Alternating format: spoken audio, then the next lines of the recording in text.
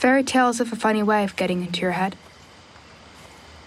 I don't remember where I was, or when, that I first heard the story of the beautiful child in her little pink cap.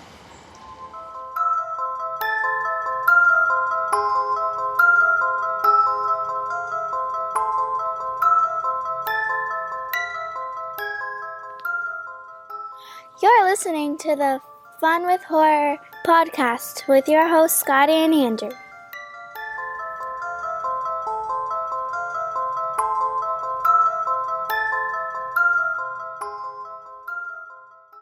Hello, friends and family. Welcome to another beautiful episode of Fun with Horror. This is a very special bonus episode.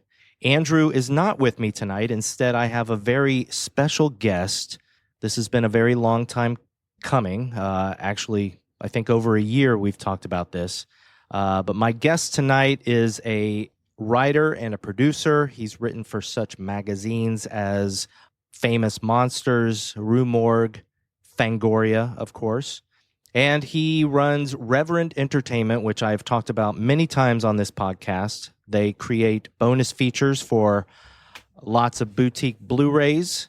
Everybody, please welcome Justin Beahm. About time, yeah. I think it has been about a year. That sounds about right. It has, but I'm so glad we got to meet at San Diego Comic-Con before this. Yeah, that was amazing. It was nice to have a friendly face there. That day was chaos. So that was that was good to have it some time to hang out. Yeah, and you did so good at the panel. I told you that. Thank you. You should have been moderating it. I almost had to at one point. It just kept getting derailed in these weird directions. But yeah, I appreciate you being there and sitting with my son and keeping him awake. He's sitting there. I look out and he's 13. He's got his head in his hands, half falling asleep. He's in the very front row. I'm like, what do? Throw a water bottle at him? I don't know. Wake up, kid. Yeah. But no, that was really cool to see you there, man. That was great. And thank you for having me on tonight. Of course. This is so much fun. Before we talk about what we're going to talk about, I also want to say your son, awesome kid. No, thank you. I think about this almost daily. After the panel and everything, we were standing and we were waiting for you. And he goes, hey, can I ask you a question? And, you told me your son's a very big tech kid. Oh, yeah. He loves iPhones and tech and all that kind of stuff. And he's like, how do you keep your phone from falling out of your pocket without a case on it? And I was just like, wow, I don't get asked that very often. But then I was like, yeah, I've never had a case on my phone. I don't like cases. Funny. That's funny. Yeah, he has an eye for detail. So he's going to catch the fact that you don't have a phone case. He'll see that first. But then he's endlessly fascinated with tech, computers and phones. I mean, he's kind of my tech supervisor in life. Because he'll be like, Dad, tomorrow's the new update. Make sure you do it. Okay, buddy. All right. And then he'll text me while he's on lunch at school. Did you download it yet? Did you update your phone? You need to do it. Or whatever. Yeah. I mean, and he takes old devices and loves to bring them back to life, get them functioning again. I don't know. I love it. He's a tinkerer. And I'm glad you got to meet him there. He's a cool kid. That's awesome. He's a cool kid. Yeah, he is. Very cool kid. So tonight we're going to do kind of a hybrid type episode. Instead of just doing a full-on interview, I thought it would be fun to do some interview questions because I definitely have stuff to ask you about Reverend Entertainment and the bonus features that you put out. But I also thought it would be fun to actually talk about one of the movies that you did the bonus features for and have a regular movie discussion about that movie. Yeah. So we're going to talk about Gretel and Hansel, directed by Oz Perkins. So that must have been fun to work on. It was incredible. Yeah. When that popped up, I mean, it's one of those titles, I'm sure we'll get into it later in the discussion, but yeah, it was a dream title for me because it's one of the few films in the last 10 years that I walked out of the theater just, wow, that was an experience. Oh, man. It's such a gorgeous movie. I mean, I don't get to work on a whole lot of contemporary stuff usually, frankly. And when this came up, they're like, okay, here's the next few titles. Which ones do you want? And they said Gretel and Hansel. I'm like, let's go. Let's do it. So I was very, very excited to be part of that. Yeah. That's awesome. Well, yeah, we're definitely going to get into that. Before we get into anything, though, we got to ask you some questions that we like to ask our guests when they come on. Number one, what are some of your very favorite horror movies? I have such a weirdo taste in films, and it's hard to pick favorites based on like, this is the best, this is my favorite, but the stuff that I watch the most is what I'd probably point to in that. And I do have, so there's the big usual suspects, Jaws, and The Shining. Those are two that I never tire of, especially because I'm a real seasonal watcher. Mm-hmm. So for me, Jaws is a summer essential for sure, but I can watch that pretty much any time year round.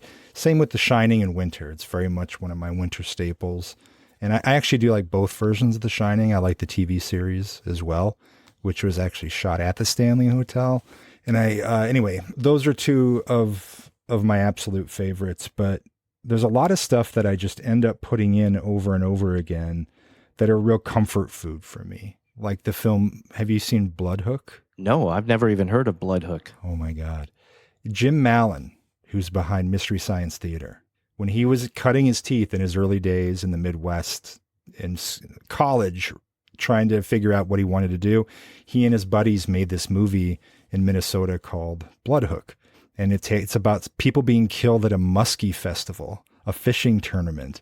And it is, and Vinegar Syndrome did an incredible Blu-ray of it a few years ago.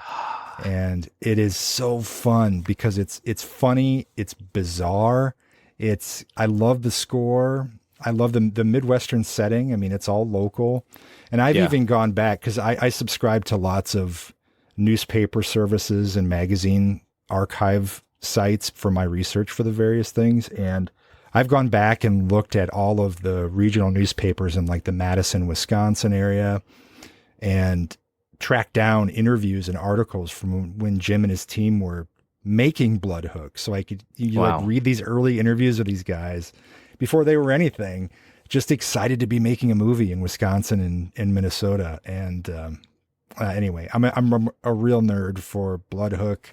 I love, and did you ask specifically about horror movies or just movies? Yeah, pretty much just horror movies. Okay. Other ones that are regular watches for me. It's really seasonal. So, summertime, I love summer camp movies. Of course. Sleepaway Camp, the Friday the 13th and things like that. I'm a big fan of. And then I like really weird stuff like Terror at 10 Killer. Have you ever heard of that one? At 10 Killer? 10 Killer. No. Yeah, it's the name of it's a very bizarre indie thing, and this is great. It's another one that Vinegar Syndrome recently put out, but they did it with a score and a soundscape that I've never experienced before. So whatever my jank ass bootleg DVD is of it that I've had for years, it's a double bill with that and The Last Slumber Party, which is terrible. But it has this really minimalist, mostly electronic hi-hat score to it. And in these it's very simple. Two girls go to this lake and work at this restaurant there, and then there's these creeps that are on the lake that kind of mess with them, and not a whole lot of mystery to it necessarily, but it just has this something about Midwestern ambiance. Oh, same as Blood Harvest. Okay. The Bill Rebane picture with Tiny Tim. I love that one too, and that was shot in Wisconsin. So these are all summer watches for me. I'm a big fan of a lot of Roger Corman stuff. There's Nothing Out There from Rolf Konevsky, which I just worked on. There's Nothing Out There is what it's called? Yep. Okay. And that's pre-Scream.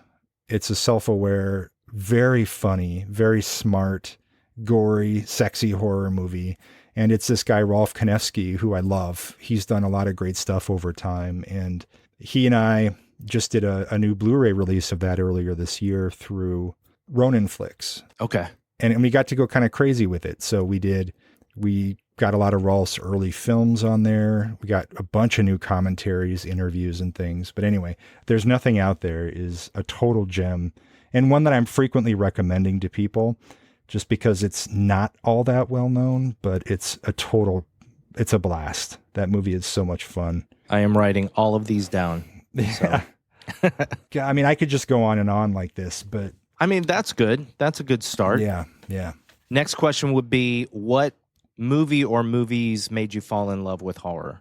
Well, it's kind of, there were two phases to that for me. In the beginning, it was just exposure to the Universal monster films. Okay. And when the video rental started around here in Iowa, my parents were great about it, especially my dad. My mom never really cared for movies so much, but my dad was always down with it. And so we had memberships everywhere in town.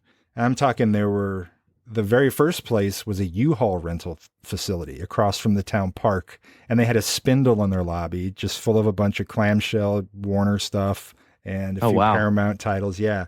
And that's the first time we ever encountered this. And you could rent a VCR too in this big plastic carry-along clamshell suitcase thing.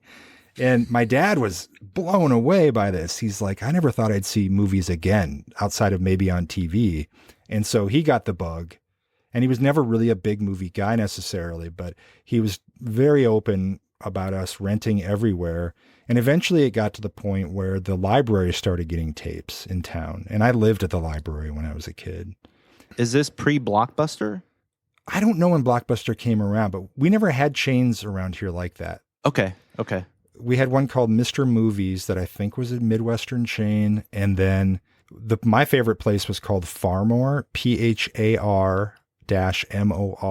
And they were kind of precursor to Super Target and Walmart that we know today, where you could go there and you can pick up groceries, but you could also get motor oil and you can get a trampoline or something. But yeah, they had this incredible video section with so much bizarro indie stuff that you wouldn't find ever at like a Blockbuster for sure. But one of the great things that I remember about Phar-Mor is when you rented a tape, they sent it home in one of those squeeze clamshells. Do you remember those? Where you squeeze the end of it and then the tape sort of falls out the bottom. Yes. It's just like a clear. Yeah.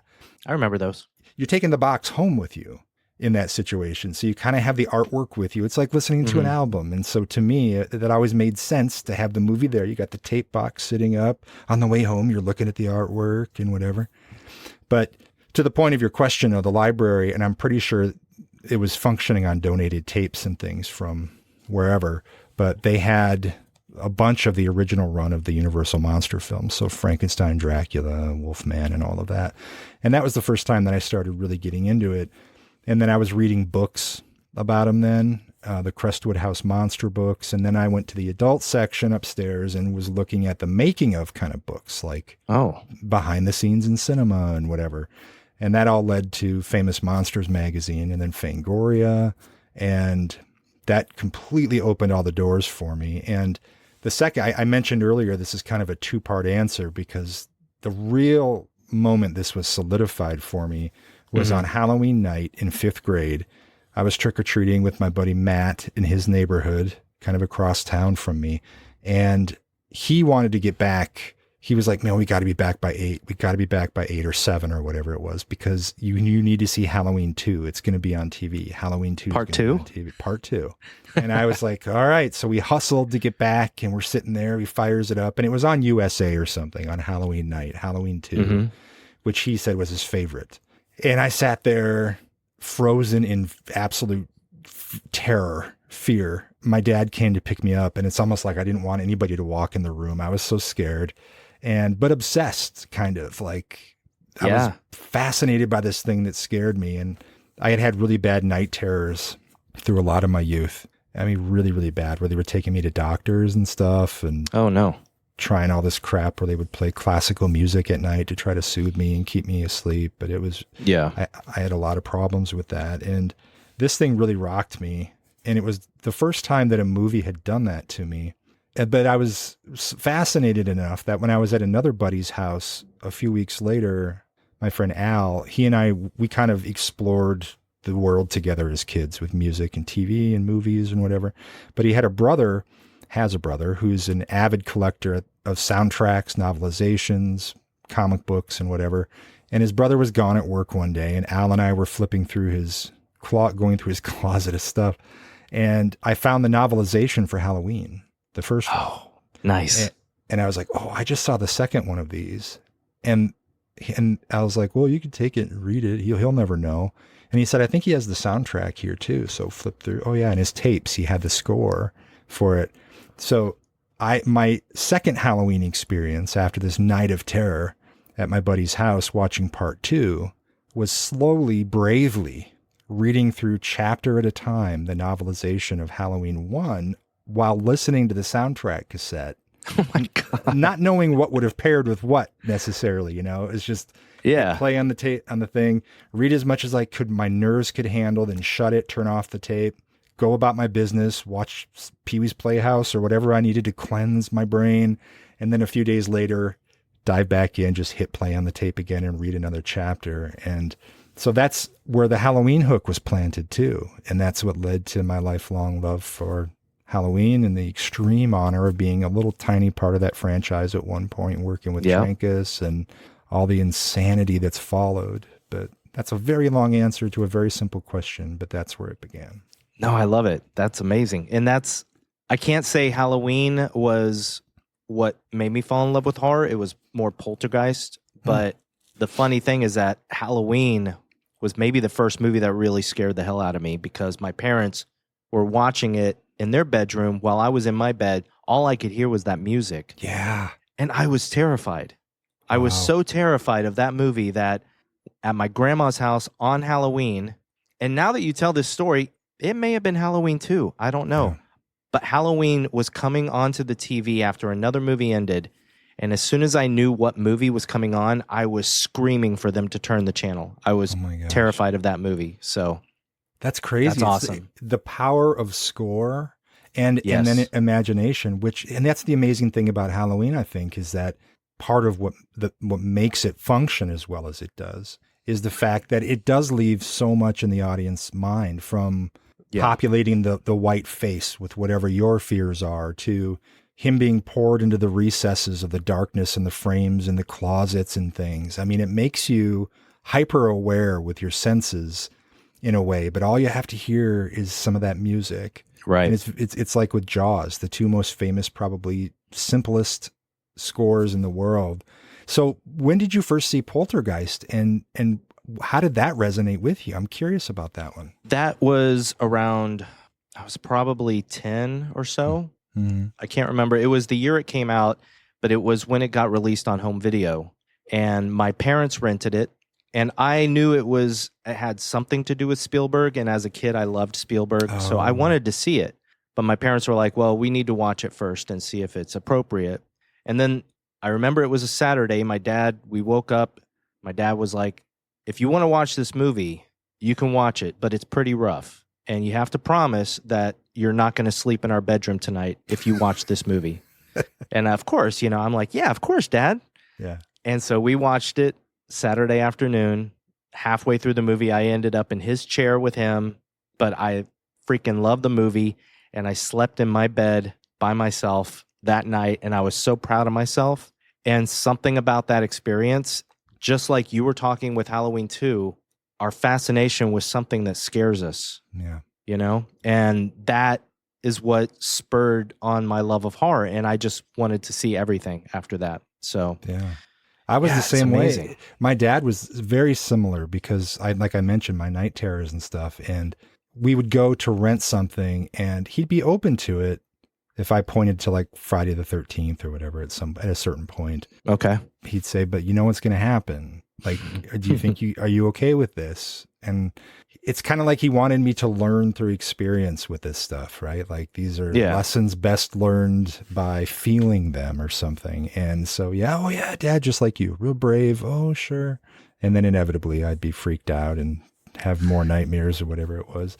The only other time that I remember really having something that genuinely terrified me was unknowingly at some point. And this actually, now that I think about it, would have predated Halloween 2, seeing that, used to be, at least, I don't think it's still on. There used to be a TV station that was run out of the community college near here.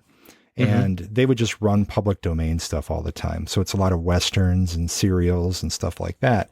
Well, once in a while they'd play a movie. And one Saturday afternoon, I stumbled upon Night of the Living Dead, not just like flipping through, and I got there right at the point. It was right before the little girl kills her mom with the garden trowel in the basement. And I had never seen anything like that before. And I'm just sitting there frozen. And then she grabs it and she does it. And you hear the screams, that echoing scream that happens at that point.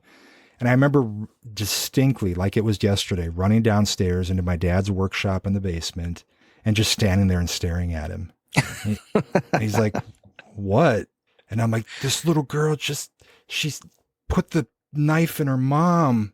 And he's like, wait, how old were you? Talking about? I probably would have been 7. Okay. 6. I don't know.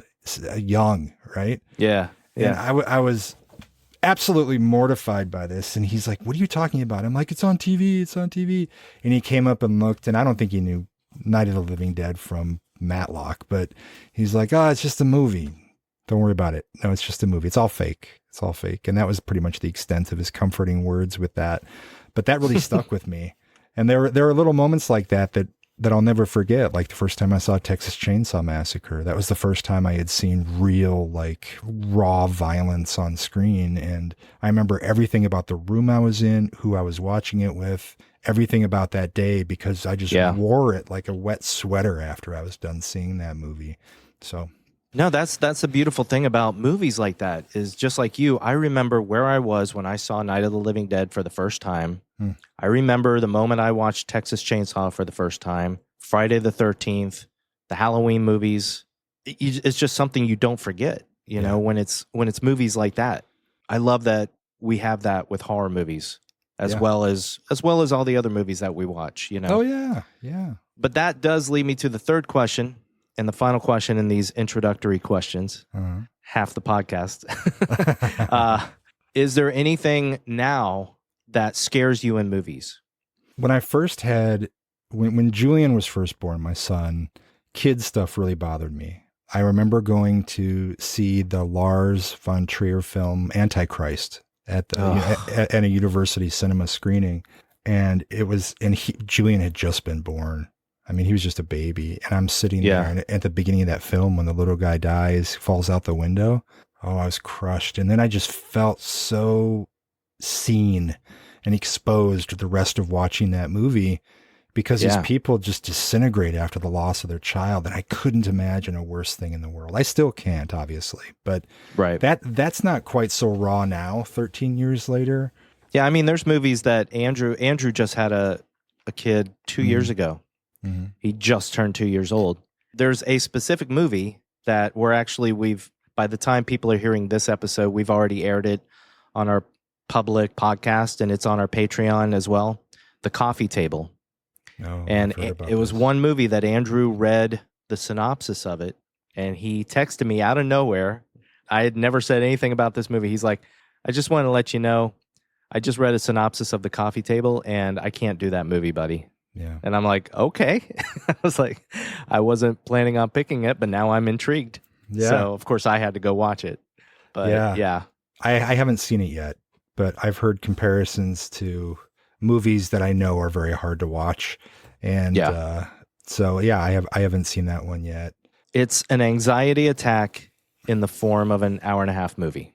So there you go. That's my description without spoiling anything. Gets your cut quote for the cover of the. There it is. An anxiety attack. 90 minutes of anxiety, pure anxiety. No, I think now for me, there are more cerebral things that bother me now. Life and death things, ruminations on, and I don't know that it's necessarily scary for me, but the movies that resonate the deepest with me are the ones that are about mortality and about man's fallibility. And I'm not talking about just like, oh, it's a mad man or woman on the loose killing people, not that kind of a thing.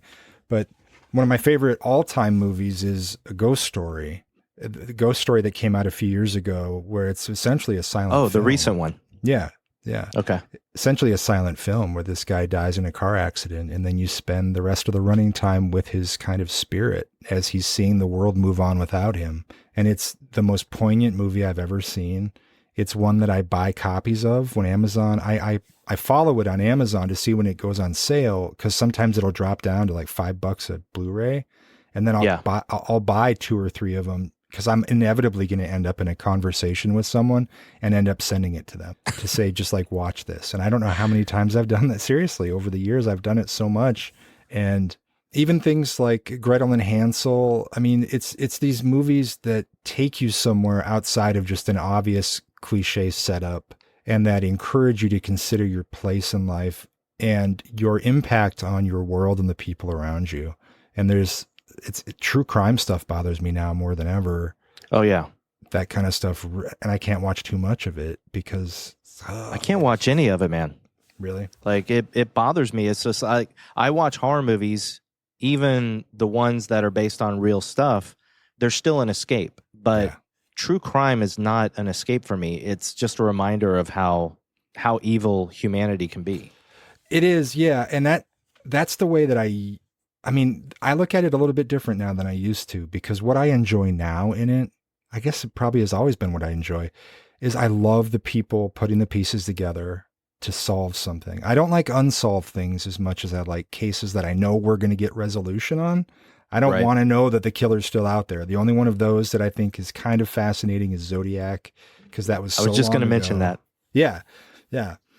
But because it's such a weird case, and there weren't that many victims, and it's not like some of these things, but there's this moment of genuine triumph when you find these cops from different states that didn't know each other and they had no reason to be connected, but they ended up figuring out there was something between, and then they end up getting to the bottom of it. And then the scumbag is put in prison or whatever it might be. There's so much reward in that now I can watch that kind of a story and kind of rejoice in it. And there are some really good storytellers in that realm now, because reality TV, I'll say documentary television, is ever since that writer's strike years ago that pushed reality to the forefront, it's never slowed down. And there's so much incredible documentary content out there right now.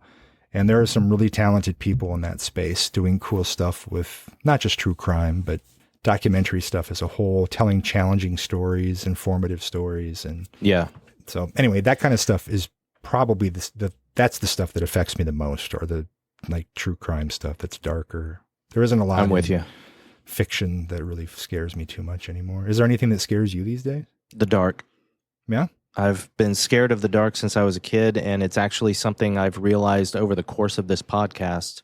I thought it was just ghosts that scared me, because the two movies that have scared me the most in my adult life are Blair Witch Project and Paranormal Activity. And they're all about what may be there. In the dark, yeah. In the dark. And I didn't make the connection, really. I just thought it was like, oh, my imagination is what scares me, because these movies leave more to your imagination than showing you what's in there.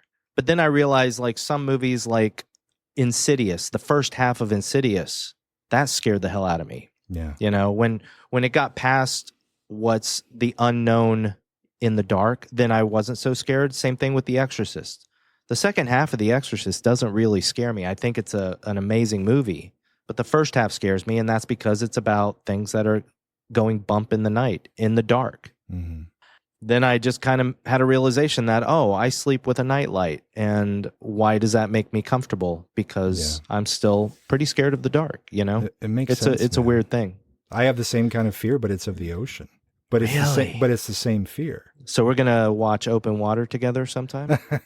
I can watch stuff about it, but what's most disturbing here, to the reality side of it too, what's scariest for me it's like ships sinking, and underwater exploration is so infinitely disturbing to me when they come across like an airplane that's been submerged for years underwater or whatever. Yeah.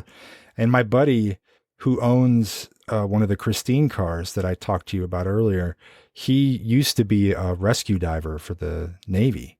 And so he would go out on a helicopter when a boat capsized or something out in the ocean, and he'd be one of the guys to pull people out from in the wreckage. And some of the things he's told me, it's just like, oh my gosh, this just confirms why I'm terrified of the ocean. I love sharks. I'm fascinated by sharks. I always have been since I was little. They're beautiful. I have all the respect in the world for everything living in the ocean, but I am positively mortified of drowning and of being. I remember one time I went on a little vacation to the Outer Banks in North Carolina with some friends, and they convinced me to go out in the ocean and kind of do one of those, like when you're on a boogie board kind of thing, just floating and talking and whatever. And I was out there, and we're just hanging out. And in discussion, when you're with your friends, you aren't thinking about a whole lot. And I kind of lost track of the fact that we're just floating around. And most everybody went back except for the girl that I was there with. And we were just out chatting. And then I realized that had gone out a certain ways. I put my feet down and there's nothing beneath me. Oh. Like I had gone out beyond a shelf of some sort. Yeah. There was nothing under my feet. And I've never had more sheer terror in my life than I did in that moment. And so, it was just current kind of carries you slowly on these waves out. Right. And so I got back to the beach and I was like, that really spooked me. That really freaked me out. The next morning we go for a walk on the beach, first thing in the morning. The sun's coming up, beautiful, kind of misty, foggy morning. And there's a red flag up on the beach because this place where we were floating is right outside this house that had been rented for all of us to stay in. So it's like sort of the beach front and then there's the water right in front of it. Yeah. At some point that morning, someone had put this flag up out there and there was a lifeguard hanging out there. And I was walking down, we were going to go just walk down, kick the water, look for shells or whatever. And the lifeguard goes, hey, can't go in this morning. Can't go in today. And I'm like, what happened? Is there a storm or something? He goes, no, there was a shark attack this morning. Someone got bitten. Wow. Right there. Right where you were. Right where I was in the water. And I will never forget it. I'm sure I just went white as a ghost in that moment. Like, are you kidding me? And he's like, no, they're fine. It wasn't anything too bad, but we just can't have you out there. And I'm like, wow. There is no such thing as fine in the realm of a shark attack, I guess. Surviving's probably good. But anyway, my fear, the ocean. Yeah. One last question that has to do with that before we get on to Reverend Entertainment and all.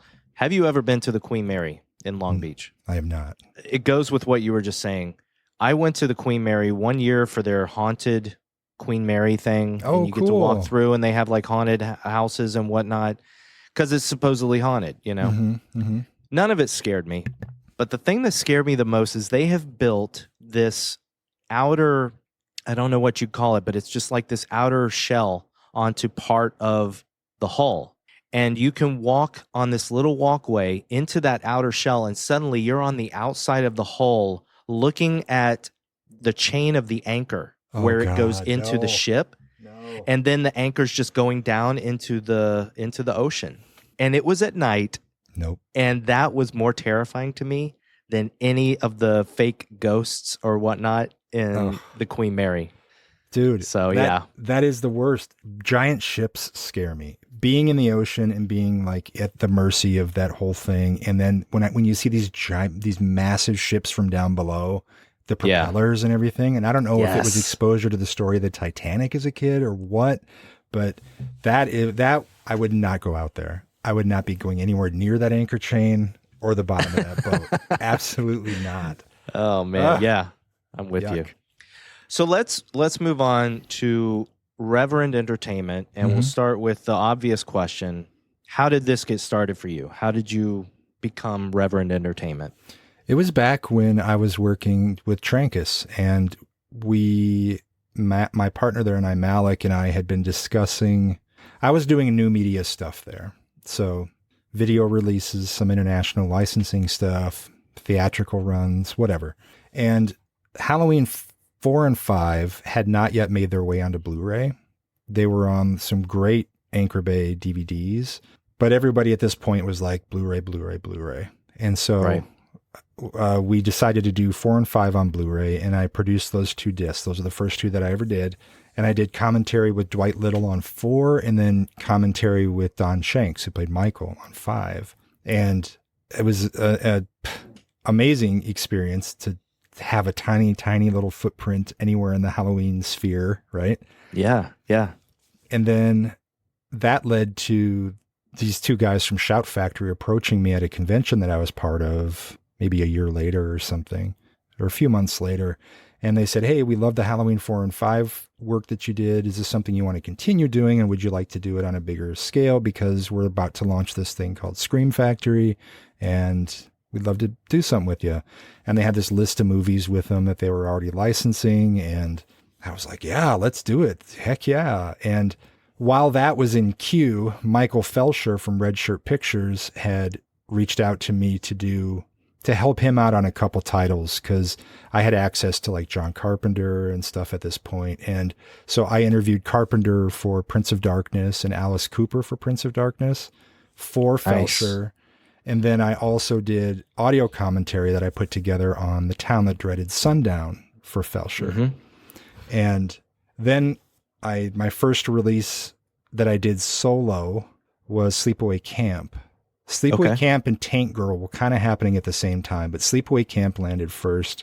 And to your question, the editor that I was working with, the incredibly talented Justin Cruz, who's gone on to work with DC, we're sitting there cutting this, and I didn't know shit from shit about editing or anything. So I just was, we're sitting there talking through it and working through shots and picking the clips and whatever. It was so fun. Now, just to be clear, you were editing bonus features? Bonus features. Yeah, I'm sorry. So we did a documentary. So I did new commentary for Sleepaway Camp. This is for Shout.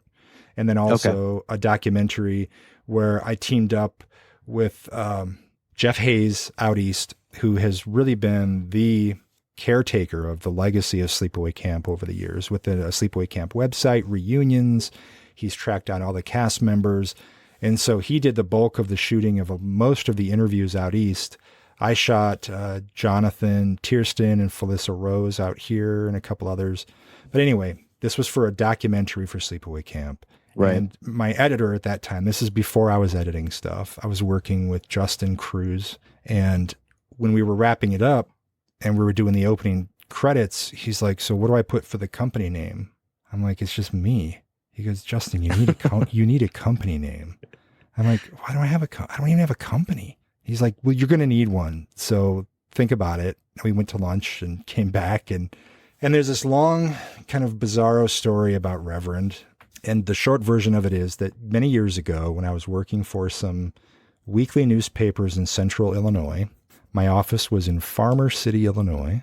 And I found out that there was a wrestling promotion, professional wrestling, that was coming through the area. And they were going to do this event at the university. And I wanted to cover it because I thought there's nothing interesting happening around here. And I definitely thought wrestling was great. And I wanted to see what this was. Maybe I can get access. And it's just an independent group. Anyway, condensing this, I went and met with the people who were part of this wrestling organization. And they're like, oh, you're tall. Do you want to wrestle? I'm like, what? I don't know anything about this. I'd never even. And they're like, oh, no, we'll show you how to do it. But yeah, it would be really cool. You can just come up with a character and we'll make you part of the show. Again, condensing this whole thing. So I invented the character called the Dead Reverend. Oh. And the Dead Reverend was this story. Of course, if you read the bios of any of these wrestlers for this group at the time, they're all like a paragraph long. Like, Mike is from Long Beach and pissed off. His mullet caught on fire in 1983 and he's never forgotten the pain, or whatever it might be. But mine was like this voluminous, completely overdone backstory for the Dead Reverend, where this is during the Salem witch persecutions, and he was a protector of the accused. And so, yes, he was a reverend, but he was the one who was countering all the religious extreme bullshit that was happening and the burnings and the torturing and all that. So he was sheltering witches, helping get them out of the Salem area, give them shelter and stuff. And he ends up, this is how detailed my stupid wrestling bio was. He ends up getting killed by these fellow Christian whatevers, and they hang him from a tree and they bury him right under the tree. And then this witch goes and does this kind of a spell and he's resurrected. And then the story of the Dead Reverend was that he was then this vengeful spirit, very similar to what ended up being in like Sleepy Hollow, where he was in this area and his whole purpose then from that point forward as this kind of zombie Jason kind of a guy was to go and slaughter all of these people who were killing these witches and doing all this fake righteous bullshit like we see so much of today in politics and everything. Yeah. And so the Dead Reverend was kind of an anti-hero in a way, but that was the origin of it. And I ended up wrestling 3 times and I won all 3 matches. No way. I would come out with like a priest shirt with my hair with like powder in it and ghoul makeup on my face and my hands and stuff. And I got to put guys through tables and hit them with chairs and stuff. It was fun. Now, this is not a question I expected to ask you. Yeah. But when you did this wrestling, Was the outcome of the matches preordained? It was. Okay. Yeah. They'd say, I just wanted to know. You're fighting the backyard beast. You're going to beat him. You guys work it out. And so then I go and talk to the guy, and then we have a few practice sessions prior to it, and then we figure out what moves, and are we going to have a ladder, or are we going to whatever? And we did it. I was horrible. I have 2 left feet in a lot of ways, except when I'm drumming is the only time I'm sort of ambidextrous in any way. And so I'm sure it was awful, but it was a hell of a lot of fun. And fast forward to years later when I'm sitting at Justin Cruz's editing suite, and he turns to me and says, "We need a name." We get back from lunch, and I had at that point been toying with the idea of doing an animated short of the story of the dead Reverend, which is something I'd still like to do at some point, because I do think it's a pretty cool story. It's a great story. And I just thought, Reverend Entertainment. He goes, "What the fuck is that?" And I'm like, well, it's a word that's common, but not that common. It it could mean reverence. It could mean, which I have a lot of reverence for these films and the people who make them. It could mean a lot of things, but it's a word that's known, that has some multiple meanings, and it's weird enough that people might even ask about it, which is great, because then that incites a conversation about the company or whatever. And then also, at the same time, starting with the Sleepaway Camp documentary, it came to mind some advice that John Carpenter had given me, where he said, the only reason that we're even talking today is because they put my name above Halloween. John Carpenter's Halloween. And he said, if I can tell you one thing in life, put your name on everything. Whether it sucks or whether it's amazing, own it and never make excuses for yourself. Own up to what you've done, for better or for worse, but make sure your name is on it. And I am the least kind of like me person, and so it was a big kind of like, do I do this? And Justin's like, yes, do it. And so you see in that Sleepaway Camp, when the title comes up, Justin Beahm's Reverend Entertainment, and that's always been there ever since. That's awesome. So that's when it was born. And then I didn't actually have a company formed until years later when I figured out how to do it and got an entertainment lawyer. And my lawyer, by the way, is Shelley from Friday the 13th, Part 3. He's my entertainment lawyer. Oh, wow. Yeah. I actually, I'm not on his team, but I play Dead Right Trivia. Oh, yeah. Larry's always monthly, there. and he's always there. Larry's there. Larry Zerner. Good dude. Somebody we're going to talk about a little bit later is one of the hosts. So yeah, but we'll talk about her in a minute. Yeah. You actually answered 2 questions in one. That's amazing. Because my next question would have been, how did you come up with the name Reverend? Yeah, that's it. Also, I want to tell everybody, I've told everybody this on the podcast before, because I could sit here and ask you questions about so many of the movies you've worked on, and we could be here for hours. But if people go onto whatever podcast they listen to and they look up the Justin Beahm Radio Hour, it is an amazing podcast. Oh, yeah, I've told everybody you have one of the sexiest voices in podcasting. So I've been sick, so if it sounds good, that's probably an accident here. No, you sound as great as always. But you always tell very interesting stories. I don't know which episode it was, but one of the more recent ones, I believe it was the one where you interviewed Jess. You talked about what you went through putting together Bringing Out the Dead, which just got released on Blu-ray. I actually received it. So by the time this airs, I've probably watched it. But by the time we're recording this, like, I just got it last week. So I haven't had a chance. I've been doing some other research, but I can't wait. So yeah, go listen to Justin's podcast. It's amazing. And he tells all these great stories about how a lot of these bonus features came to be. But the one question, actually, I was going to ask you this. Somebody else asked me to ask you this. Mm-hmm. How do you get, what's the best way to put this? How do you get paired with the movies that you work on? Mm-hmm. Do you get to choose, or do you get offered movies, or how does that come about? It can go a couple different ways. Most of the time, the company comes to me and says, here's a list of films. Which ones do you want? Or we just signed X film. We want you for it. Or we just signed X film. Do you want it? So they're coming to me 99% of the time. There have been some exceptions. I mentioned Sleepaway Camp. That's one that I took to Shout Factory because I had developed a friendship with Felissa Rose and by extension, Robert Hiltzik, the director. Yeah. And I had conversations with Felissa and eventually Robert about like, God, really unfortunate that Sleepaway Camp has been relegated. At the time, all that was out there was this Anchor Bay survival kit box set that had a trimmed version of the movie in it. It wasn't even the full cut of the film. And the only way to get the full cut was on this bargain bin DVD that had come out, pirated technically, that was available in some Walmarts and truck stops. Like, you never knew if you could find it or not. You couldn't order it anywhere. It was weird. But I thought this movie deserves better than that. And took it to Shout, and they're like, yes, if you can, but elements are probably going to be hard to find. And then it became this journey to try to track down the negatives and stuff, which took months, but I eventually found it under a different film title at a storage facility. It was amazing. Wow. And when we found it, not only, because I got the list from that facility, not only did we find the negative, we found the complete negative, complete audio. So it's an more uncut version of the film than had ever been seen before. On that the Shout Factory Blu-ray of Sleepaway Camp is the most extended version that's ever been presented, all remastered and looks amazing. So that's one I took to them. Another one was John Carpenter's Body Bags. John had a really bad experience with that with Showtime and a distribution deal. I think they were Artisan or something back in the day that John was not even made a part of. And he hated the cover art, and the movie was trimmed.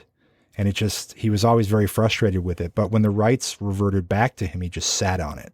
And one day we were talking about some other project, and I'm like, man, I've been working with these guys at Shout Factory, and they're doing a really good job on this stuff. Man, would you ever think about a home for body bags there? Well, I guess, I don't know. And so I got everybody together, and the deal was made, and then we did body bags and a fully uncut version of that one too.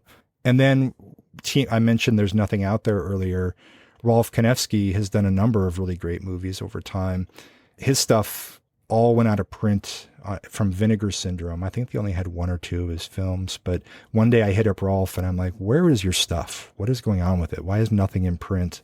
Well, I can't get interest from anybody. And I'm like, let's go shop it around. And so we started hitting up, of course, like first Shout Factory. We talked to, I think, 88 Films. We talked to MVD.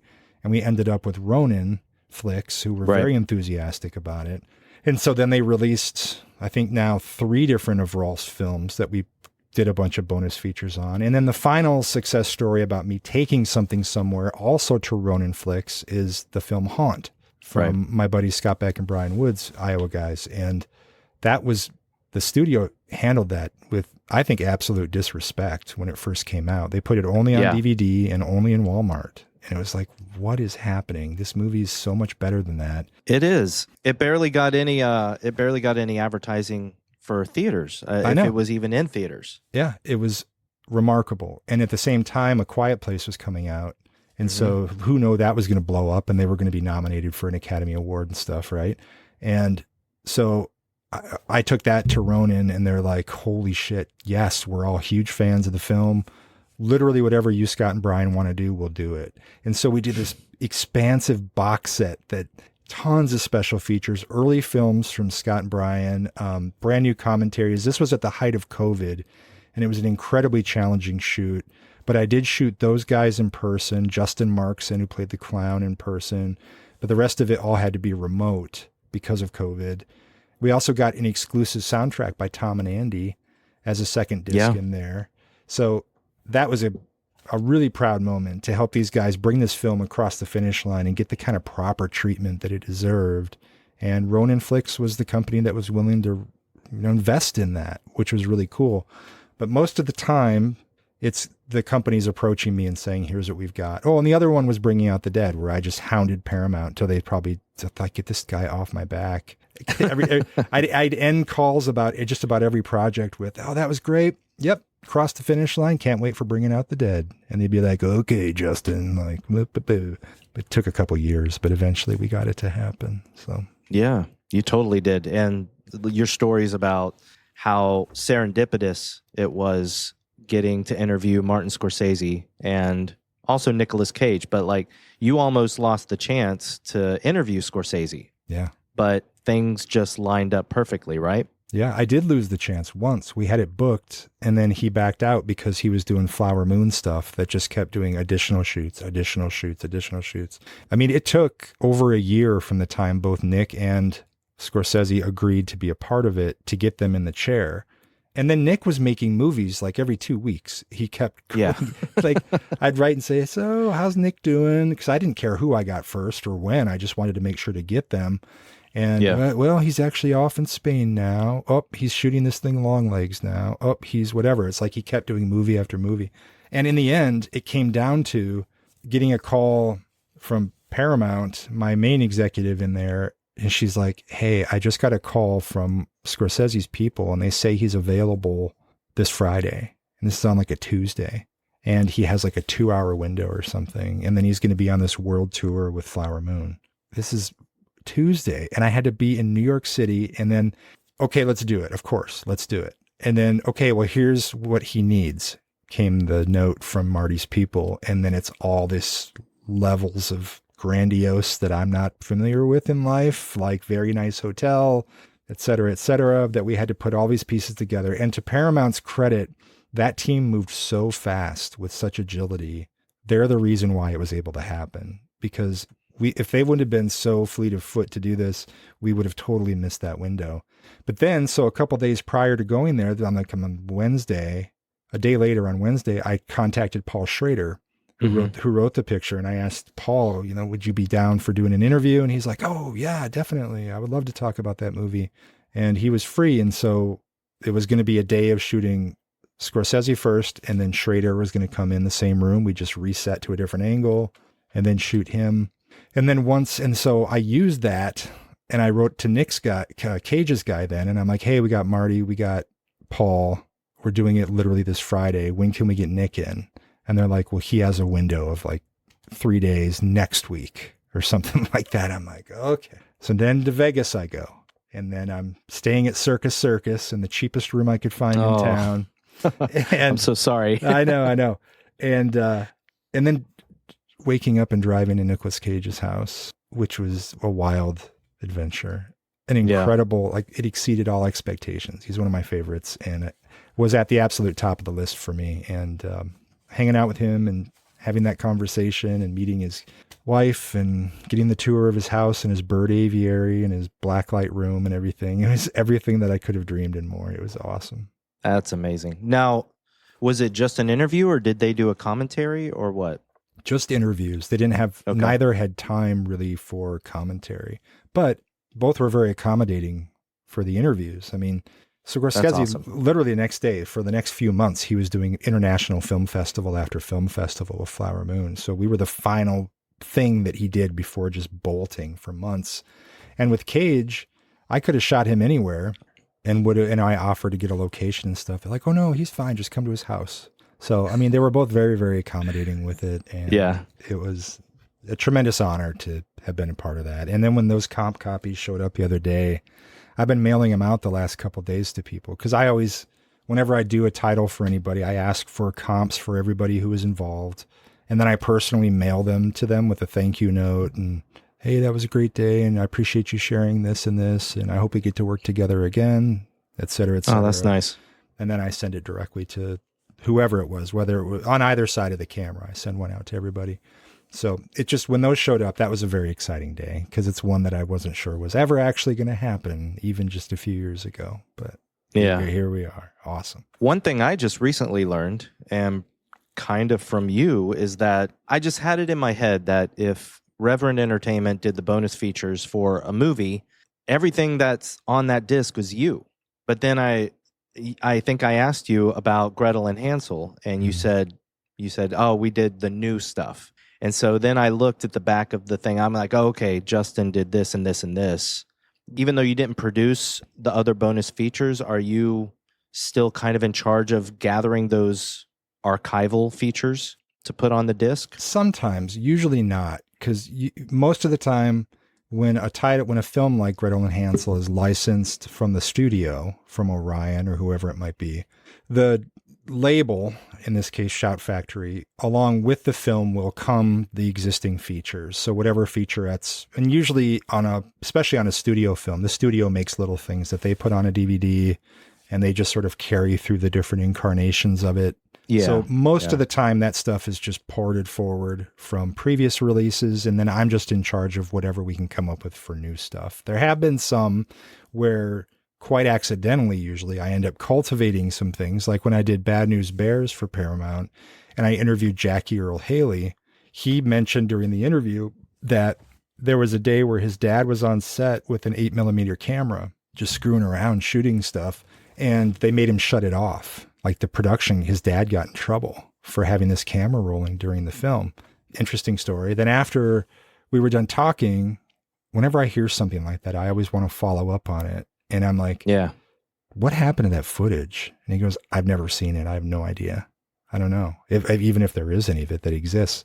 Long story short, a couple of days later, I get a text. He's like, I found it in my parents' attic and I'm having it mastered. His wife works in some kind of mastering facility. I don't know.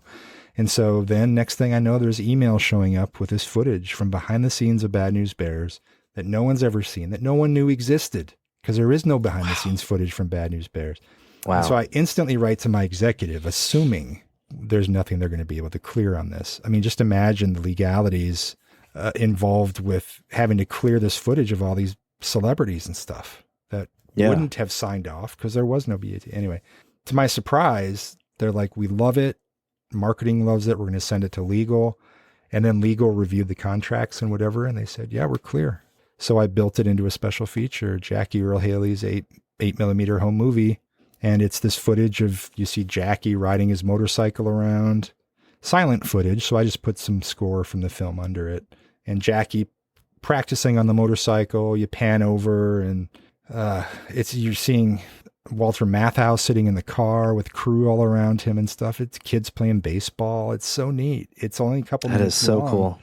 But it's something that no one knew existed. And then it happened again on Hush, which is coming out soon from Shout with Mike Flanagan. When I was interviewing Mike, because I always go into these things like ridiculously over prepared with questions and stuff. So whatever side road the person leads me on, I'm ready for. I try to be.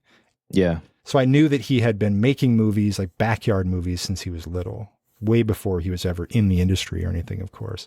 And so I started off the discussion wanting to talk about that. I used to do the same thing. My buddies and I would rent a camcorder from Hy-Vee Grocery here in town, VHS camcorder, and rent a gorilla suit or something, and then make movies for the weekend and assemble them from deck to deck and whatever. So that was an early bonding point for Mike and I when we first started talking that day for his interview. And he started talking about, we remade The Untouchables. We actually did our own version of The Untouchables and a couple other movies. And he said it was so fun and I learned so much just without a clue of what I was doing, just because I was forcing myself to pick this stuff up. And then after we were done, we're in the kitchen and everyone's just sort of milling about. I'm like, what happened to that footage? And he goes, I'm sure I have tapes of it somewhere. I'll see if I can find it. The next day I get to his house in the morning. Oh, good morning, everybody. There's 2 tapes sitting there. He goes, Justin, you're not going to believe it. He hands them to me. There's The Untouchables and the other one. I can't remember the name of the other film.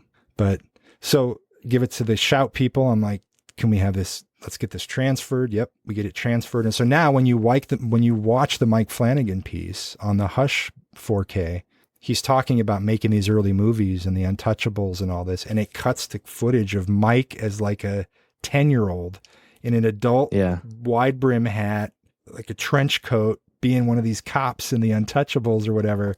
And then there's this great scene that I cut in there too of one of the kids walking in, and it's like they didn't have a bar. It was like a juice bar or something. He's like, or you got any water? And the kid's like, we don't have water around here. And the other kid's like, well, I didn't want any water anyway or something. Then shoots him with his cap gun and the kid falls down. It's just the most adorable footage, but it's cut into that, which is something I'd also done with director Lee Harry on Silent Night, Deadly Night 2 years ago, where he talked about filmmaking when he was little. And then he dug up the reels and we included that in that documentary too. I just love that stuff. That history that no one knows is in an attic somewhere. And if you get the chance to share it with the world, fuck, let's do it. Let's share it. You know, that's why I geek out on everything you do. So if people don't know, on your podcast, you allow people to call in and you try to have a question for them to answer, but they can tell you whatever they want. And then at the end of your episodes, you play the voicemails and you talk about them, you answer the people. One thing I said to you was that you're kind of a hero to me, because I remember that very first time that I found out that commentaries were a thing. And I can't remember if it was with laser discs or just DVDs, but I know my uncle who collected, he was like, oh yeah, there's a commentary track on this. And I was like, what is that? And he's like, yeah, well, the director is talking about the movie while you watch the movie. And I was like, what? Yeah. That's amazing. Mind blowing. I've since learned that there are different degrees of bonus features on movies. And one thing I love about yours is the work you put in. And I just want you to know that that is so appreciated, because I know that you go to the ends of the earth to put out the best bonus features on the movies that you produce bonus features for. I appreciate that, man. I really do. I'm no historian or anything, so that's why. Well, you're becoming one, though. Well, you understand that, right? Well, I'm more like I'm the guy digging the hole and dusting off the bones, and then I hand them off to the person who can tell the story behind it. You know what I mean? Like, my job is to I always say, put the stage up, make sure the mic is there and the lights are running, and then I go behind the curtain and just make sure things are cool. And then the appropriate person steps up into the spotlight, and then they get their chance to tell their story. And it's not just telling stories, it's preserving that history that's so important. But that's why I bring on, like we're going to talk about on Hansel and Gretel, there are some historians that so eloquently can speak to the history of so many cultural elements of films and things like that I could never talk about. And so I put myself on these things very sparingly, only if someone asks me to, or if I don't have another choice for it. Is that what happened with Pet Sematary 2? Yes. She wasn't comfortable being on it by herself. Yeah.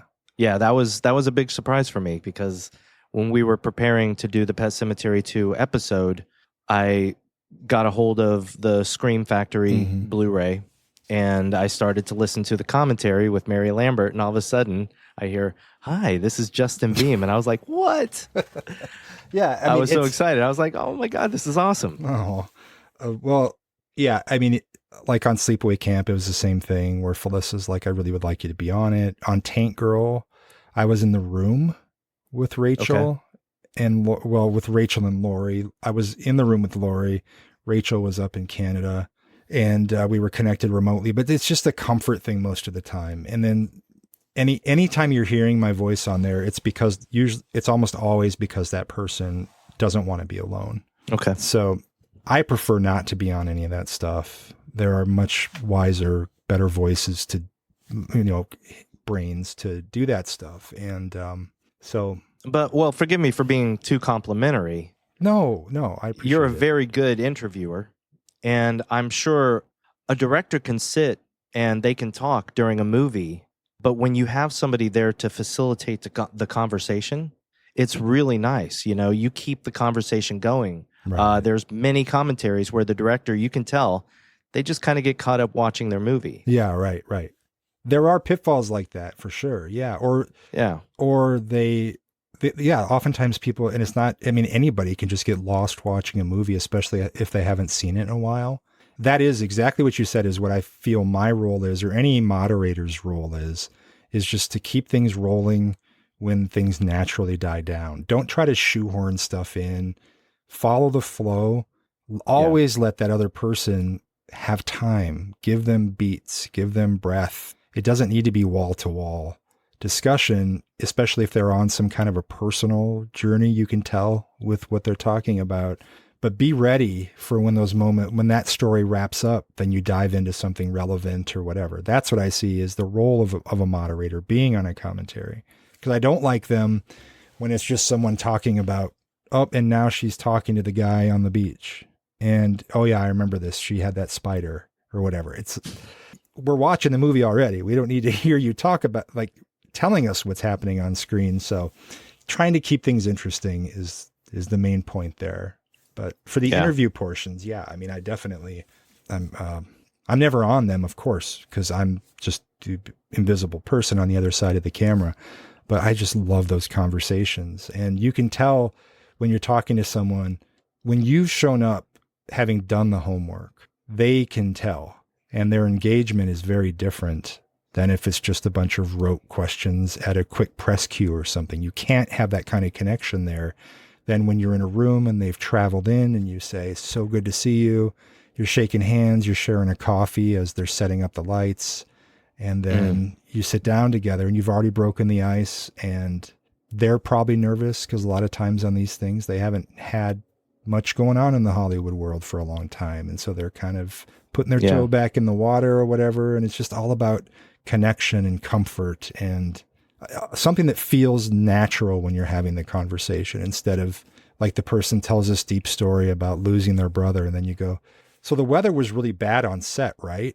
Or something like that. You can't just pivot like that. No, you need to read the room and try to follow it. And, and I'm learning every time I do it. I'm with all of this, just an eternal student, and just learning as I go, you know? Yeah. I mean, we all are, you know, like Andrew and I will tell you, we've had so many episodes where we're like, oh, we thought we had reached our stride earlier, but now we get it now, you know? So it's that kind of thing. But I guess let's get into Gretel and Hansel a little bit. Yeah. But why not? Because that little boy is your poison. All that is left is to make him delicious. How did that movie come about? You know, I asked you about how other movies might come about, but how did this one land in your lap? This was one of the last movies I saw before COVID happened and all the theaters shut down. And I was overwhelmed seeing it in the theater. I absolutely loved it. And so it was one that I had also been sad hadn't landed on like 4K. It's such a beautiful movie. It is a visual feast. And if there's anything that needs to be remastered like that, it's a film like Gretel and Hansel. And it was one of those conversations, like I mentioned, where Shout came to me and said, here's a list of films that we have coming up. Which ones do you want? And that was on the list. And I said, definitely 100% yes on Gretel and Hansel. And it was a little bit complicated because it's a very new movie, right? It's not that old. Yeah. And it's like 4 years old at this point as we're recording this. And this was like 9 months ago or something when I was working on it, or maybe 6 months ago, 7 months ago already. So a lot of the people that are involved with it are very busy, is my point. There's a lot of currently working actors that are involved with this, and production people and stuff. And like Sophia Lillis is exploding. Alice Krieg, same thing. Very, very busy. It's a small cast anyway. And when it started to become clear that it was going to be tough to bring a lot of people in, then I'm like, well, who do we really need for this? And what I always wanted on this film, there's two people that I wanted to hear from, and that was Oz Perkins and Jeremy Reed, the production designer, because the production design in this film is pure brilliance. And absolutely, there are people that are part of films that a lot of people might not think of as being interesting. Oftentimes when when a title is announced and the special features are unveiled, inevitably there's going to be 20 people going like, why isn't Keanu Reeves on this? Or why isn't whatever, you know, like, we're trying, trust me. If there's anybody you think probably should have been a part of this, we tried to get them to be involved, but it's not always possible for that. And with Gretel and Hansel, the DVD that had come out, it had nothing on it. I think it maybe had a brief making of featurette or something. I don't even remember. And then there's something about witchcraft that didn't really, it was studio stuff that was thrown together. Yeah. It's certainly no commentary. So I really wanted an audio commentary with Oz. I wanted a conversation with Jeremy Reed. And then because this film touches on some very real cultural elements of its time, and it talks a lot about fairy tales, folklore, I thought we need to bring someone in who can speak to this stuff, who's a real student of that. And so that's where Becca McKendry, my old friend from back in my Fangoria days. Yeah. Becca has become one of the real preeminent historians of cinema, and a scholar. Of course, she teaches film studies, but she's steeped. Her knowledge on folklore and on these things is so rich. And so I immediately reached out to her, and I haven't had a lot of opportunities to do that historically. So I was looking for the right project to team up with Becca on, and this turned out to be one. And of course, Oz was thrilled. He was in production, so he was super swamped. It was another one of these, he has a 2-hour window on this day. We got to make it happen. And I'm like, we will. And so he and I connected for that and did the commentary. He was comfortable just doing it by himself, which was great. He gave so many great stories on that. And then Jeremy Reed shooting Jeremy, and Jeremy talking about the wildly diverse influences that came in from whorehouses to churches to, his stories are amazing. And it all just came together so nicely. And I don't know how big a release it's been for Shout. I know it's a relatively esoteric film, but I'm very proud that if there had to be some voices involved with this, I think that we got the most crucial voices on the disc.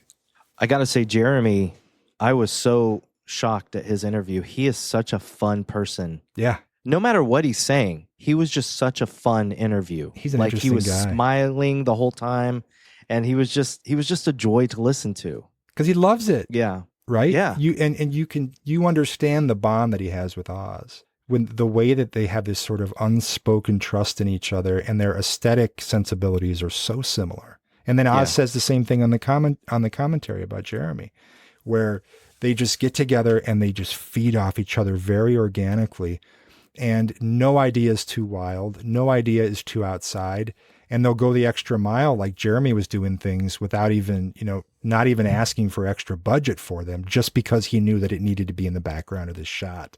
Things like that, I think, are just so exciting. He was great, man. And a very stylish gentleman too, very stylish. And, getting Rebecca McKendry, that was amazing. I was going to watch all of the bonus features on this. And I was really, of course, I was looking forward to hearing Oz talk about the movie. Because for me, when I first saw the movie, I liked it. I didn't love it. Mm-hmm. And then when you announced that Reverend Entertainment was producing the bonus features for this 4K release, I pre-ordered it right away. Thank you. Well, it's interesting, and I can get into that later. I buy movies just because I know you've done the bonus features on them, and I know they're going to be quality. And you also tend to do these movies that I saw once, wasn't sure what to think about them, and I really wanted to watch them again. Interesting. And this is one of those. Bringing Out the Dead is another one. I've seen it one time. Yeah. And that's one that I was like, I would really like to watch that again sometime, and suddenly you're producing the bonus features on it. But Gretel and Hansel, man, I gotta say, I received the Blu-ray. I went to see Longlegs opening weekend, and I decided that was the night after I saw Longlegs to come home and watch Gretel and Hansel. And I have told so many people that they need to buy this Blu-ray because it is honestly one of the most beautiful 4K transfers I have seen on a movie. Incredible. It's really absolutely gorgeous. And if any movie deserves it, it's this one. Yeah. That was my whole thought behind this. It's like, and it's one of those things with it being so new. I assumed it's lost to the studio ether. I didn't think that it would ever get a chance to get unearthed by anybody. And that's why I was so shocked when Shout had it on that list. And what a great double bill for you. 2 Perkins films back to back like that to see. And Longlegs has beautiful aesthetic to it too. It's very different than Gretel and Hansel, but he's a great filmmaker. Anyway, sorry, you were going to ask something. Yeah, no, it's got a lot of similarities, and that's one thing I really appreciated. Yeah, seeing the triangles. In Gretel and Hansel after seeing some in Longlegs. Yeah, seeing him change the aspect ratio. Of different parts of the movie, which I didn't even remember being in Gretel and Hansel, and it's like he learned to do it in Gretel and Hansel and went hog wild in Longlegs. Yeah. I imagine you've seen Longlegs? Oh, yeah. Yeah. Okay. I just wanted to make sure. Yeah. So. And Gallo, the cinematographer, I mean, like, yes. I like, I love filmmakers who really try to sort of shake the shackles of convention. And that's one of the things that I love about Oz and his films is he works at a pace too. The pace of his films is very different than many people's movies. Yeah. Because he may be working with studios or something, but he's not ever cutting stuff like, it's not, he can tell an intense story while letting things play out. And that's the kind of cinema that I more now than ever love so much, where you get to really spend time, especially if you're setting up a beautiful scene. Let it sit there and resonate. Let the audience exist in that space. And he does that in both Longlegs and in Gretel and Hansel. I think to larger effect in Gretel and Hansel, but still, the way in Longlegs you move through like the barn when you're coming down into the barn, it's such a slow shot down as they're about to. I don't want to spoil it for anybody, but they're but throughout the whole thing, when you're moving through spaces, every inch of the frame is being used. Like there's thought put into wall to wall. And if he doesn't need all that stuff on the sides, he's going to bring it in. Yeah. And there's an intensity that can come with that too, because the flashback stuff in Longlegs, it looks like old 8mm film almost. It's stylized and almost so in your mind it's triggering nostalgic stuff like family videos and things, even though you're not aware of it necessarily in the moment. It's a way to trigger things in the audience, and he's just brilliant at that. He is. And it's kind of opposite with Gretel and Hansel, right? Because Gretel and Hansel starts with the flashback stuff, and that stuff, I believe, was 235 for the prologue. And then when he gets into the, I guess, what you would call the present day of the movie, all of a sudden he switches to 155. Yeah. And with Longlegs, it was opposite. Yeah. And I love what he did with Longlegs. And again, this is not going to spoil anything, but when he does those flashbacks, and he's got the aspect ratio. I guess I think that was was it 4:4? Yeah, it seems like it. And then, but then instead of just popping back out, he lets the screen just kind of widen into the present. Yeah, you know what's funny about that? I just finished working on a documentary on the Bewitched TV series for Mill Creek for a new complete series Blu-ray set for them, and of course that's all shot. I mean, this is like standard television format. And so, but I wanted it to feel like the documentary was opening and like opening the gates to the history of this show and everything. So it starts off with her on the broom coming across in this upscaled footage that I did. And then she comes and the title comes in, and then that frame opens up just the same way it does in Longlegs, with that slow opening that fills the screen then. And then you cut to the first person of the interview. That's in the same aspect ratio that I've opened it up to. And so then it establishes going back and forth throughout, because the film or the show clips, of course, have the bars on the sides and all that. But it establishes a certain expectation for the audience's at least viewing experience when you initiate that from the start, that it's going to be two different aspect ratios, but this is the big story kind of a thing. Yeah. But I love that. I had almost walked out of Longlegs. Not walked out of the film, but I mean, I had just seen Longlegs when I was doing the intro for that, and I loved it. And that's why I did it on that. So there's a Longlegs Bewitched, Oz Perkins and Gretel and Hansel to Bewitched, Kevin Bacon degrees, something or other in there.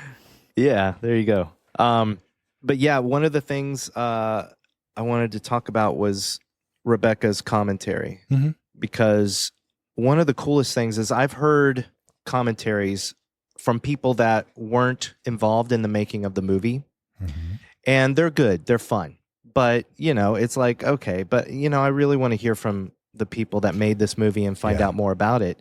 Rebecca did the incredible feat of answering questions that Oz didn't answer in his commentary, even though she had never heard it. She didn't have any frame of reference for it. It perfectly accented. It was amazing, because I don't know if Oz is like this with other movies, but he seemed to want to keep some things a mystery. There were things that he could have obviously talked about, but he was like, I'm going to leave this to the audience. And Rebecca, being an audience member, albeit a very educated one, she answered some of those questions, like what triangles mean and stuff like that. And it may not be the same theory that Oz has on that, but it's a theory, an educated theory. It's interesting you bring that up, because historically I've never been real fond of talking heads on this stuff, just bringing people in who are fans or whatever. There's certainly plenty of platforms for that. YouTube is full of so many incredible people doing fan commentaries and things. I love that. There's a great space for that. But I always wanted to keep it to exactly what you said. I wanted the voices who were there. They may contradict each other. That's fine. But they were part of it. And so that's the history I'm trying to preserve here. It's come to pass that, especially as you're either working with very, very old films where everyone's died, or very new films where everybody's still working and may not be that available, that you have to bring some other people in.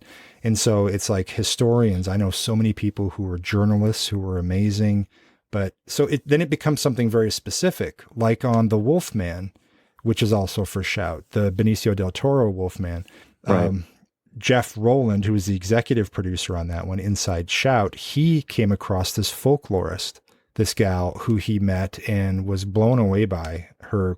I guess she does a podcast, and he was like, man, she really knows her stuff. I don't think she had ever done anything like this before, but he brought her into the project to speak to the folklore around the werewolf around the world. And so I had a conversation with her where I'm asking her questions about historical figures and aspects and mile markers in this world of lycanthrope lore. And she was wonderful on that. But that's not necessarily an obvious person to tap on the shoulder for coming in. When I did Willard a few years ago, the Crispin Glover Willard, I brought in the animal trainers for commentary. These two guys who have been part of pretty much every Hollywood movie that ever had an animal had never been asked to do interviews or commentary before. They were nervous. I was excited to have them as an animal lover. And it was one of my favorite tracks of all time. Because, we were talking about Willard and the rats, which are so smart and so many great stories, and Crispin. But then also, when there was that lull, that was my time to pull out notes on, so tell me about Pirates of the Caribbean or whatever other thing that might be related in some way. And it turned out to be an amazing commentary that I got made fun of for having on there. When that was announced, there were people out there making fun of the fact, animal trainers on a commentary. Yeah, we really want to hear that kind of thing. And I'm like, I get it, but just give it a shot. It's so interesting. Just give it a shot. That's the opposite of me. Now, were these animal trainers, did they work on Willard, or were they animal trainers on other movies? Well, Willard, yeah. They were the rat trainers on Willard. Wow. And I think I named the piece The Rat Trainer's Notebook, which is funny which was based off of Crispin, who I adore. He buys rights to old books so he can repurpose them. And he adds art, adds words, crosses out words, creates art on the pages, and then reproduces them with these beautiful embossed covers and stuff. But Rat Trainer's Notebook was one of his first ones. And so when I brought the rat trainers in for Willard, I called it the Rat Trainer's Notebook. And they found that's another example of some behind the scenes footage, because they had training footage of the rats that no one had ever seen before. How they showed them how to burrow through a body, like the body cavity of this dummy. Oh, wow. How they used peanut butter on this stuff to look like rubber to chew through tires. And it was so neat. But they had been a part of hundreds of movies in Hollywood, endless stories about being on set for these things. And as you can imagine, some of the craziest adventures, because there's animals involved, it's going to probably be kind of crazy. And it turned out to be super fascinating. And I think it's still the only commentary either one of them have ever done. It was so cool. Oh, that's awesome. Yeah. See, I mean, I'm the opposite of those people you mentioned. If now I want to go buy Willard. It's great. That disc is so good. There's a couple movies on your list of movies that you've done, because I've told you this before. It was really fun. If you go onto your website, justinbeahm.com, everybody, if you go onto your website and you have a listing of all the movies that Reverend has produced bonus features for. Right. It was so amazing to realize that I owned already a lot of the movies that you did, you know? Yeah. Okay. Yeah. Well, I think I bought Haunt because of you. But, one I mentioned to you was The Funhouse. Yeah.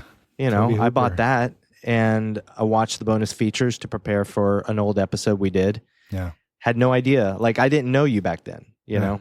So it's just so much fun to realize that you had a part in all these bonus features. And so, I mean, I could go on. But I appreciate it. Yeah, the list is crazy. There's a page on the site called, I think, Now Available or something, or Available Now.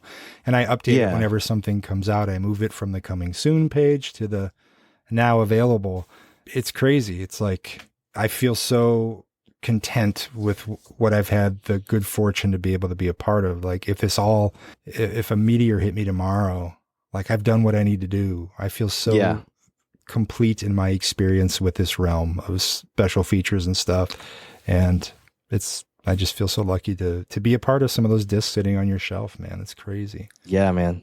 And I feel lucky to have these discs. And you, honestly, I've got to say, Criterion has done a good job of this, but it's because of you and Criterion that I have gotten back into collecting physical media.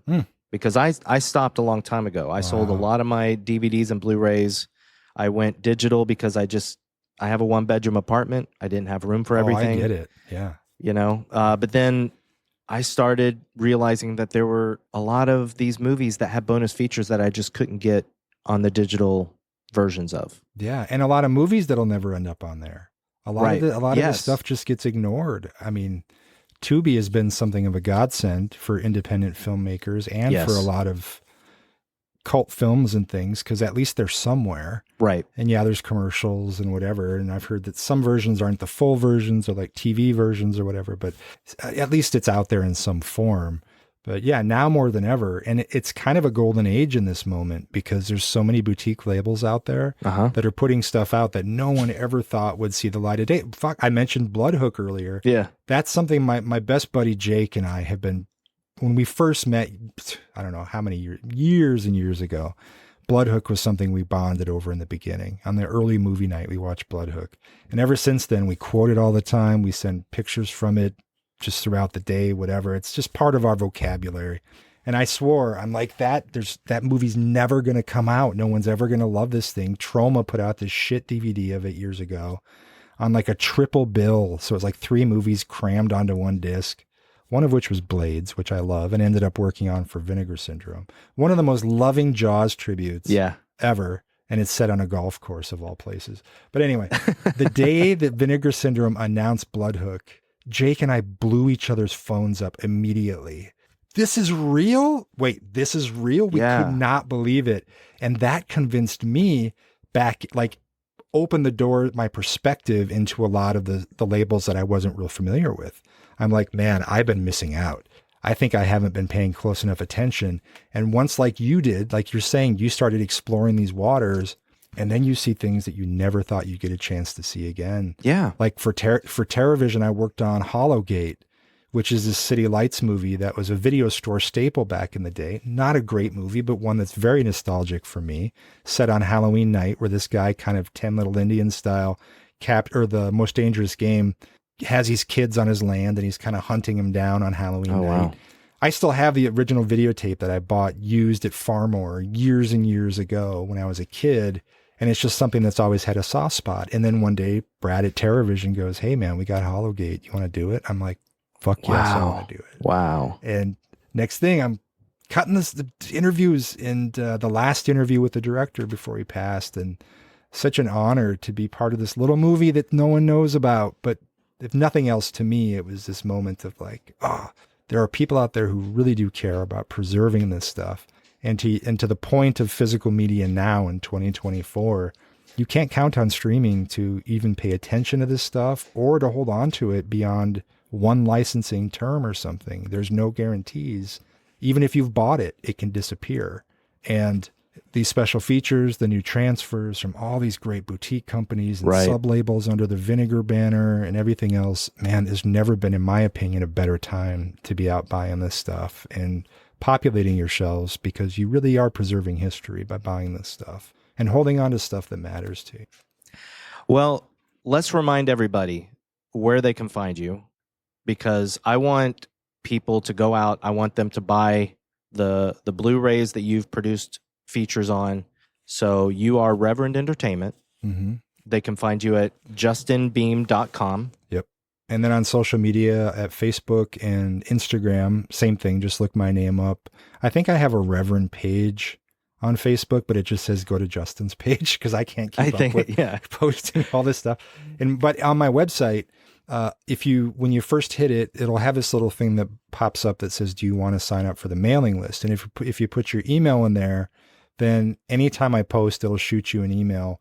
And it's nothing that I abuse. I don't fill my site with a whole bunch of crap and rambling thoughts about this and that. It's like news, announcements, or whatever it is. So I promise I won't abuse your inbox, but that's kind of the best way to stay on top of stuff. And I appreciate you bringing that up and talking about the website and whatnot. And yeah, and I would love to hear from anybody. Reach out through my site or social media or whatever. I love as you can tell, I love talking about this stuff and love to hear from people. And it's fun to listen to you, man. And everybody go, like I said earlier, go listen to the Justin Beahm Radio Hour, correct? Yeah. The episodes you have are just so interesting. There's my favorite, and I think it's probably one of yours too, is the Crispin Glover interview. Yeah. Oh, it's so good. And just you talking about your friendship with Crispin and how that interview came about and all that. And it's just, that's one of my favorite episodes for sure.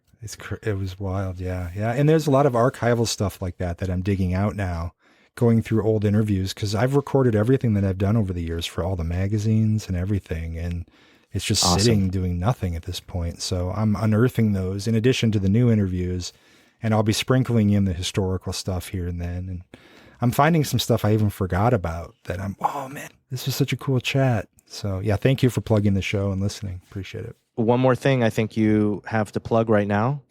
Did you just write a article for Famous Monsters, or was it Rue Morgue? It was Rue Morgue. Rue Morgue. Oh yeah. I'm in, finally in the pages of Rue Morgue in their October issue. It's a little thing. I contributed 2 bits to this 50 vilest villains article that they did. And I pitched them for Big Ronnie from Greasy Strangler.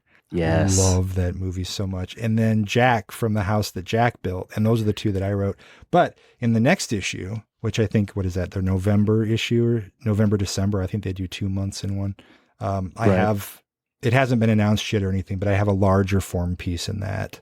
So I'm very excited to be in those pages. And then every month I'm in TV Guide's Remind magazine, which is a nostalgia magazine, like entertainment nostalgia type thing.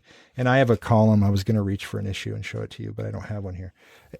I do a column called Roadside Memories. That's at the back of every issue, where I profile a defunct carnival, amusement park, roadside gimmick attraction or something from years gone by. And it's so much fun digging through the histories of these things that I'll oftentimes just start with me looking for weird postcards on eBay. And then I'll find, wait, this place specialized in something weird. And then I start researching it. Then I find their historical society, and then I'm interviewing, whatever. Every month I'm doing this. I'm digging up weird history of roadside attractions. And that's been going on now for like 5 years. And I just absolutely love it. It's so fun. That's awesome. I'm definitely going to look that up, man. Yeah. That sounds amazing. And I'm in the new issue of Scream magazine out of the UK with this huge Night of the Demons retrospective that's running over this issue, which is issue 86, and then issue 87 is going to have the second half of it, which is on Night of the Demons 2 and 3. And condensing this story, because I know we have to wrap it up here, but this was the story, this thing that I wrote when I initially pitched Fangoria on writing for them back like 15 years ago or whenever. I sent them this article, this gigantic bloated thing that's far too many interviews in it. It's huge, because I had no frame of reference for what they were looking for or whatever. And they're like, we love it, but it's way too gigantic. What else do you have? And then that led to literally everything from that point forward. But it never hit print. But the editor, Rich, at Scream magazine out of the UK, which is a tremendous magazine. It's as close to like vintage Fango as is on stands today. And it is available in all Barnes & Noble in the States and everything. He is always asking for more stuff. And at one point I had nothing else in hand. And I said, but I do have this Night of the Demons thing that's gigantic. And he's like, I'll take it. So it took then another 1.5 years before it hit print. And then here it is, the part 1 of it. It's gigantic still. He didn't cut any of it, bless his heart. And it's running over 2 issues at the perfect time of year for a Night of the Demons retrospective. Hell yeah. Is in Scream magazine. So that's the stuff I'm doing right now. That is awesome. Scream magazine out of the UK. Thank you so much, Justin. Yeah, thank you. I'm so happy that you're a friend of the show, that I can call you a friend. Yeah. And that likewise. we get to talk about things all the time. Thank you so much for coming on. Yeah, it's my pleasure, man. And everybody out there, as always, thank you so much for listening. Next week, stay tuned for our Halloween episode. But until then, we love you.